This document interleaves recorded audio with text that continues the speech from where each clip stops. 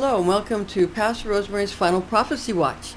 When reading Torah and Tanakh, we noticed that during the periods of God's people, when they performed sacrifices, that's animal sacrifices, these kinds of offerings, there were many miracles that occurred during that time.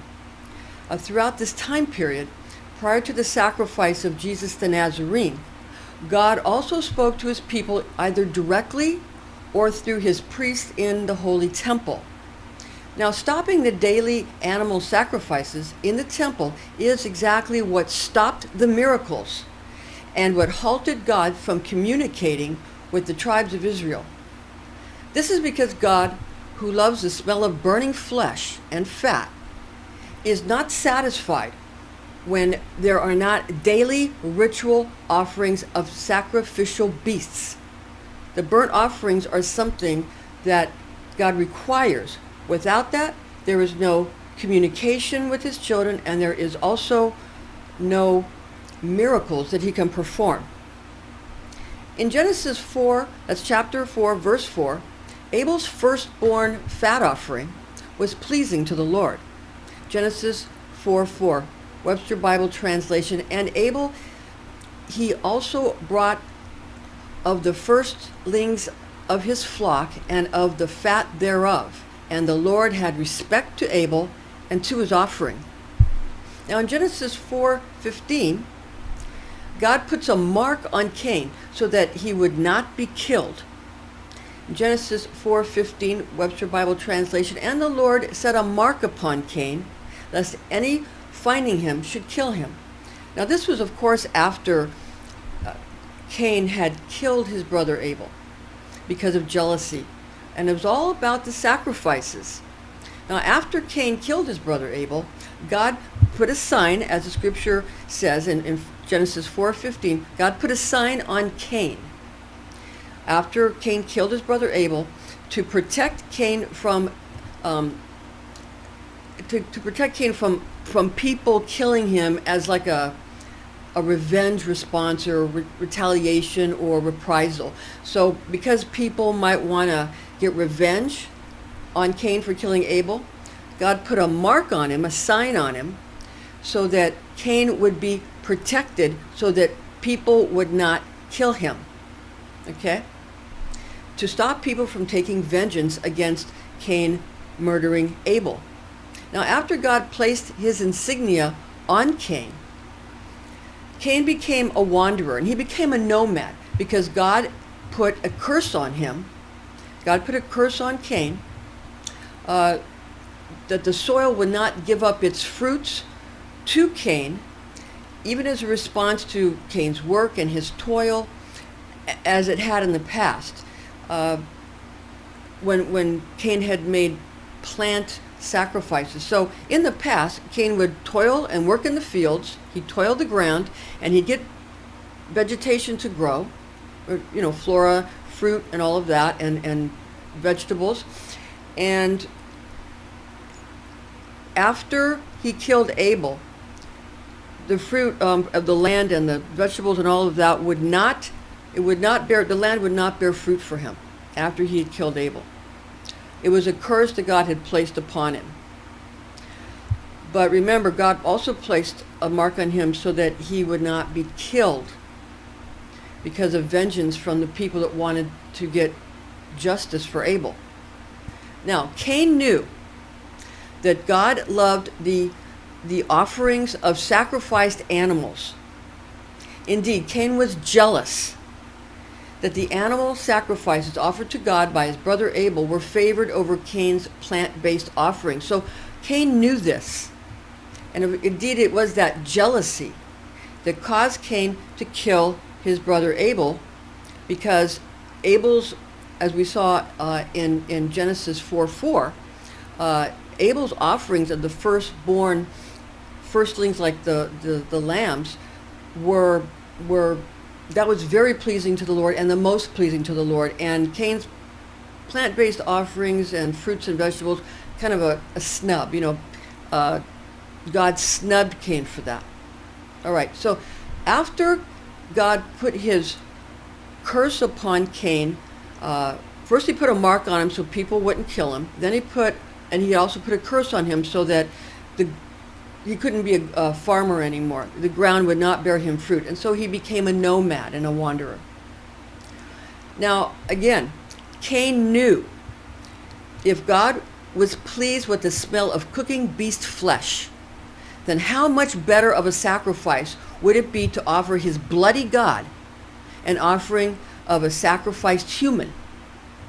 Cain made a human sacrifice of his brother Abel, although he did not do it in the manner that was pleasing to God.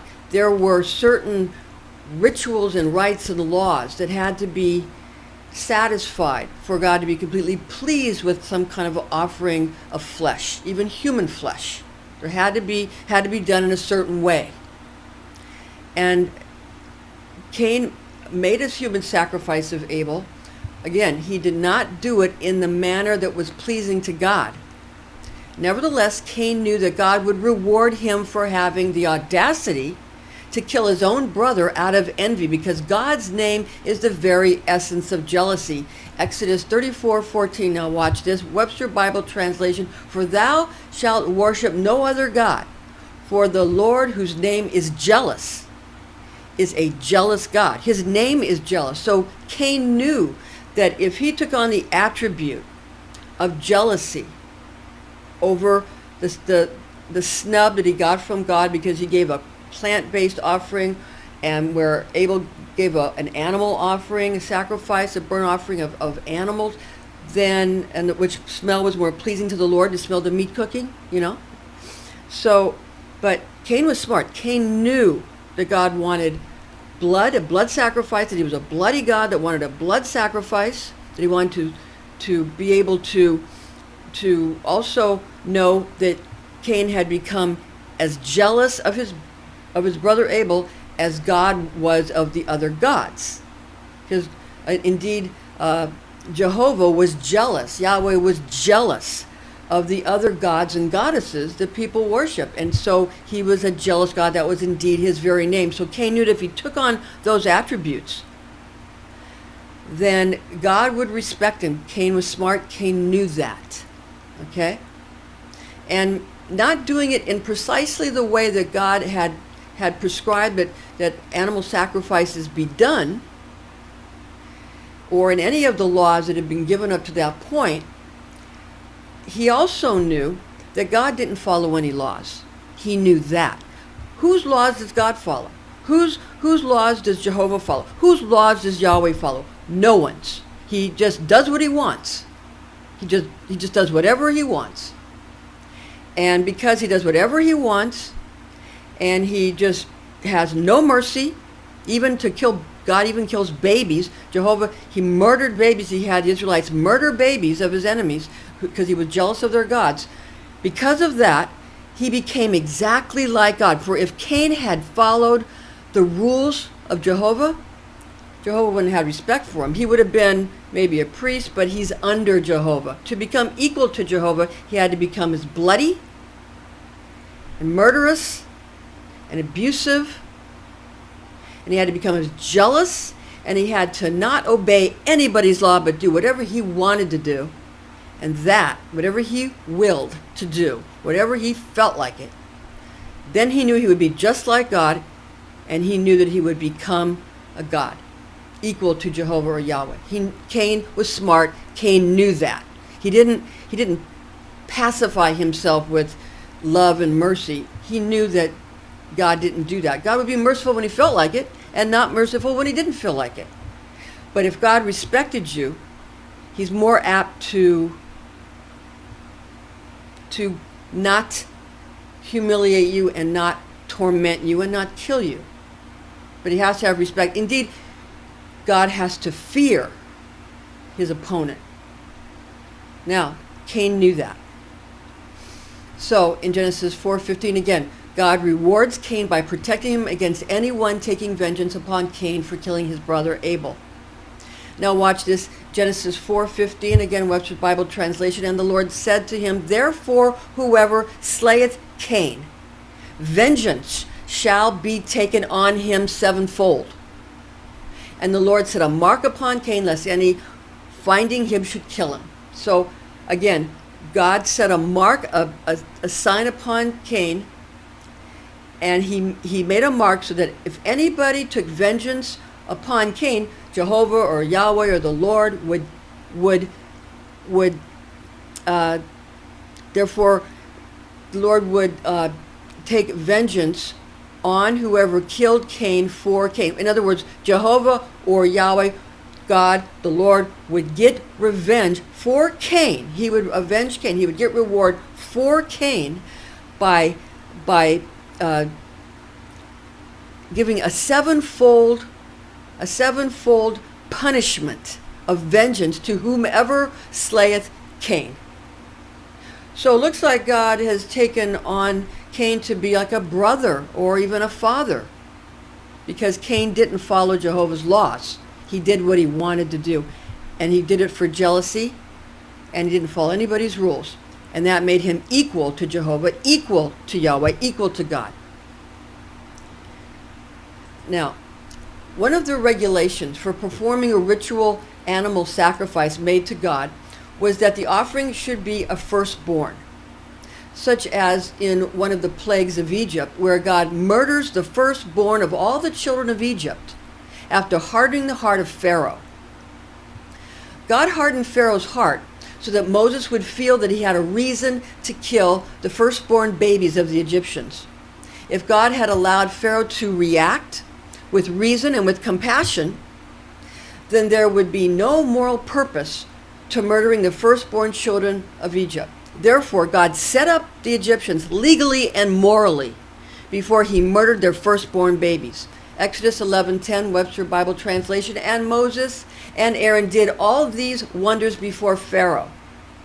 And the Lord hardened Pharaoh's heart so that he would not let the children of Israel depart from his land. That was the setup. That is how Jehovah, Yahweh, the Lord, God set up, God of the Israelites set up the Egyptians and the Pharaoh so that he could then take all the vengeance of the 10 plagues, and even to murdering their firstborn babies, even to murder babies, because God had no mercy when he knew that he had to conquer and dominate. Only mercy when it was good for conquering and governing. No mercy unless it suited the purpose of his domination. No other reason. Now, Exodus 12:12, Webster Bible Translation. For I will pass through the land of Egypt this night, and will smite all the firstborn in the land of Egypt, both man and beast, and against all the gods of Egypt I will execute judgment. I am the Lord. Now, in Exodus 12:13, God speaks of the blood from animals sacrificed properly as being a protection spell against the angel of death smiting the firstborn children and animals of Egypt. It's Passover, right? It's Passover. So Exodus 12:13, Webster Bible Translation. And the blood shall be to you for a token upon the houses where ye are, and when I see the blood, I will pass over you, and the plague shall not be upon you to destroy you when I smite the land of Egypt.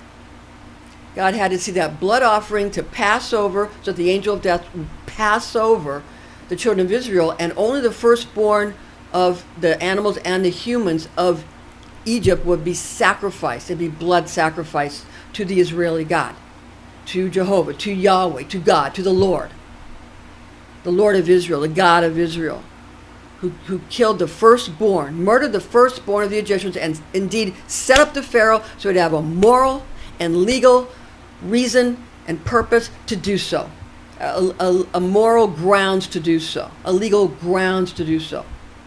So there would be no guilt. Now, this is one way in which Cain's sacrifice of Abel was not properly performed. As we said, Cain killing Abel as a flesh offering to God was profane because Abel was the secondborn and Cain himself was the firstborn. Cain was the firstborn.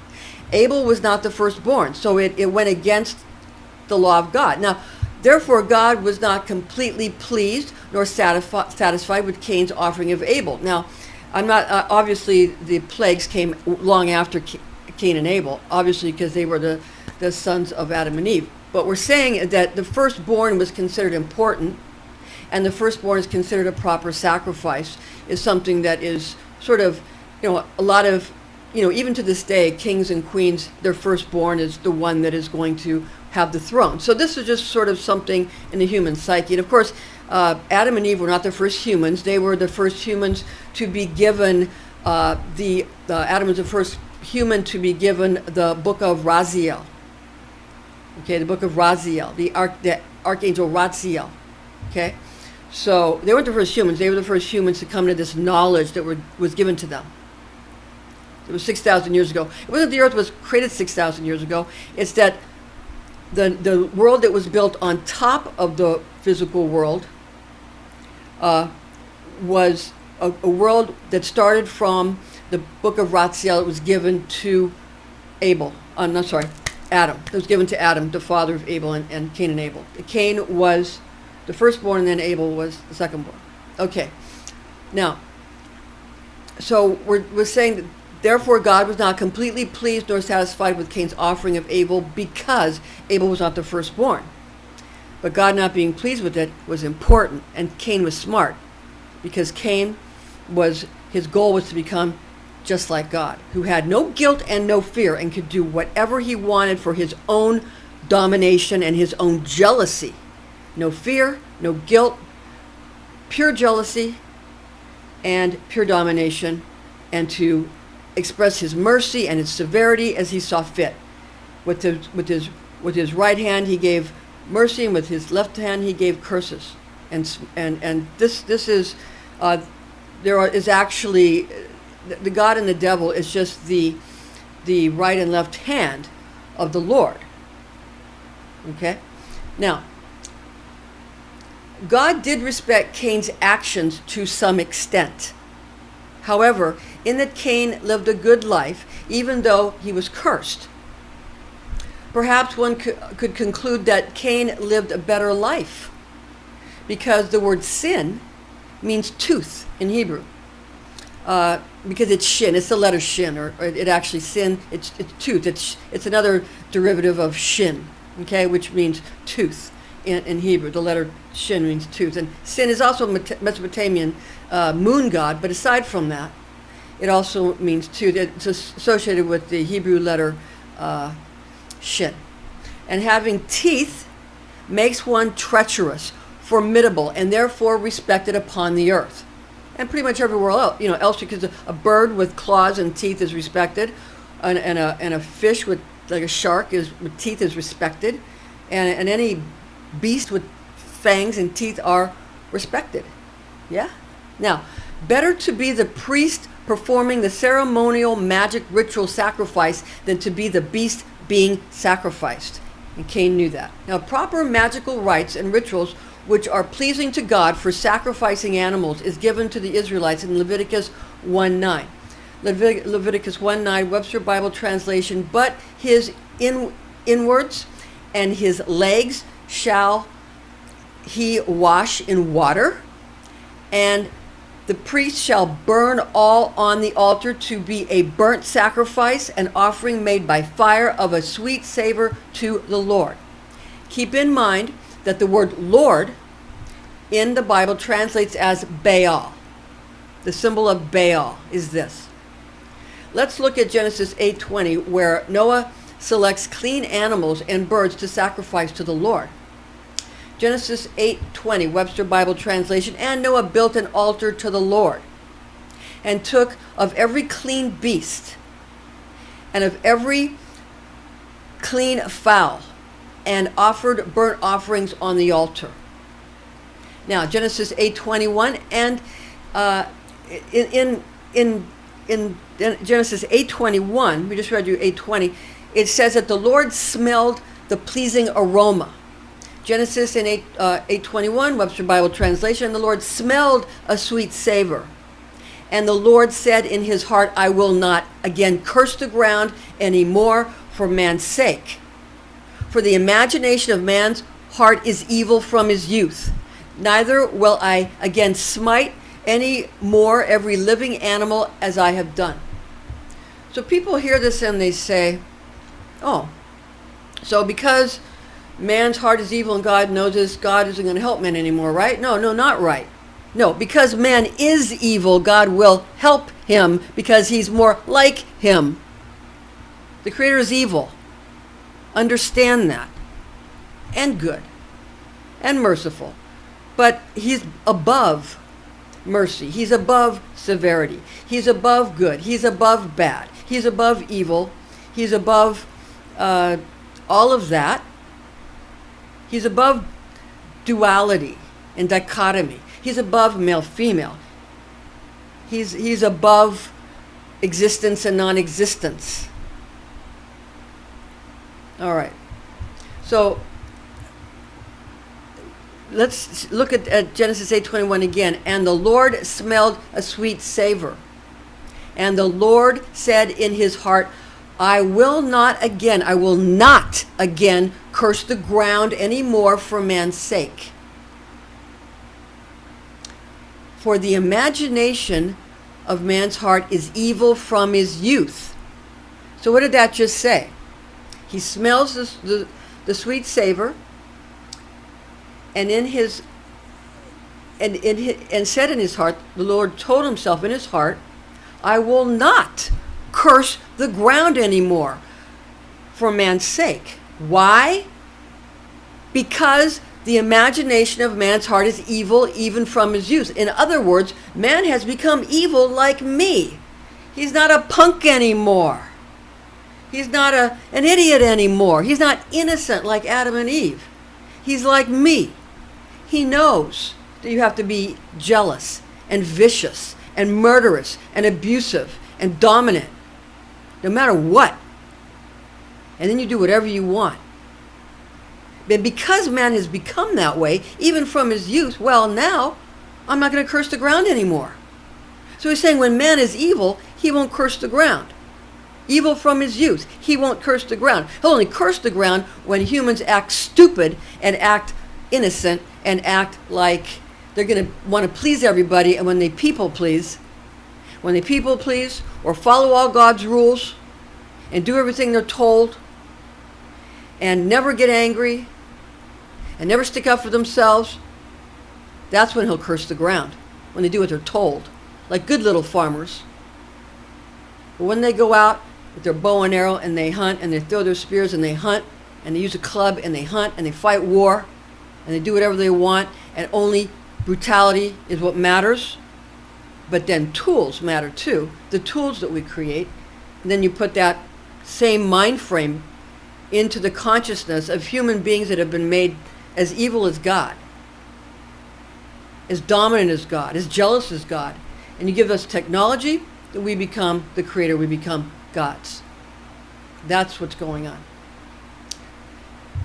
So in Genesis 8:21, we saw that God finally is pleased with man because man's heart is now completely evil, almost as evil as the heart of God and of his servant, King David, who loves to dash the babies of foreigners against the rocks, thereby murdering the babies of their enemies, as we read in Psalm 137:9, Psalm 137:9, Webster Bible translation, happy shall he be that taketh and dasheth thy little ones against the stones.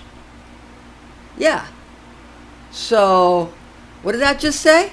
King David is musing, right? And you know, very happy in his Psalms, writing poetry. Happy shall he be, says King David, that taketh and dasheth thy little ones against the stones. And another translation from Psalm 137:9 in New Heart English Bible, blessed shall he be who takes and dashes your little ones against the rock. Then you're just like Jehovah. Then you're just like God. Then you're just like Yahweh. Then you're just like the Lord, whose name translates as Baal. Remember when Jesus in the temple with the money changers? He was being Baal at that moment. Jesus changed. He changes along with the lunar mansions, according to what God he wants to mimic. Being all things, all people. But that's fine. As long as he's as evil and as bloodthirsty, then of course, whatever. Anybody who's evil and bloodthirsty and no guilt, no fear, and smart and jealous and doesn't follow the rules and murderous and abusive and willing to do whatever it takes to dominate and govern with dominance, that individual is the one that'll be like God. And maybe even go further than that with technology. Now, such are the happy musing and the musings and plans of King David of Israel, as he envisions how he and his soldiers will murder the babies of his enemies. This is Pastor Rosemary's Final Prophecy Watch. And I'm going to say here that I'm not telling anybody to be violent, because you know what? It'll land you in jail. Unless, of course, you have an army and you take over with an army, then your murders are not seen as evil, and then what you do isn't seen as violent because you're following the rules of your commander. But again, you're following the rules. So, again, I want to be able to share what I've learned, and so I don't want to do something that will cause you to do something that will get you in trouble. Because I will say this though, if you do something, no matter what it is, and you feel justified, you won't get in trouble. If you don't have fear and you don't have guilt, and you do it with purpose of will and intelligence, you won't get in trouble. It's only when you have guilt or fear that you get in trouble, when you do something. If you got in trouble ever, it's because you felt guilty or afraid. If you feel righteous indignation, you won't get in any trouble. Everybody will bow before you. And that's the truth. So not thinking about yourself and not caring about yourself allows you to means that you don't care about what happens to you. You don't care if you get in trouble because you have righteous indignation, that you're so angry and you're so jealous that there's no fear and no guilt, and you think your righteous indignation, and because of righteous indignation, in reality, if you really have no fear and guilt, you really won't get in trouble. But you better be very, very careful of anything you do, even making a nasty comment to somebody, on social media. Because if you make a nasty comment and you feel even that much guilty or that much fear, something bad will happen to you.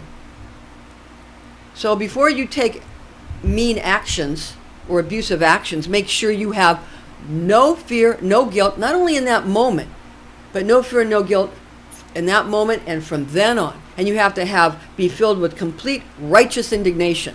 Because I'm not the one running around telling people to hurt people.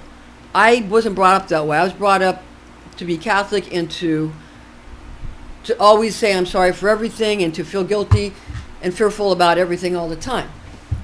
So I wasn't brought up that way, but I can see how other cultures were brought up this way, and I can see why as a Catholic I get, I don't get respected because of it. Okay? So the Bible in itself is what's telling people to commit all kinds of heinous acts of violence and abuse and murder and all kinds of things.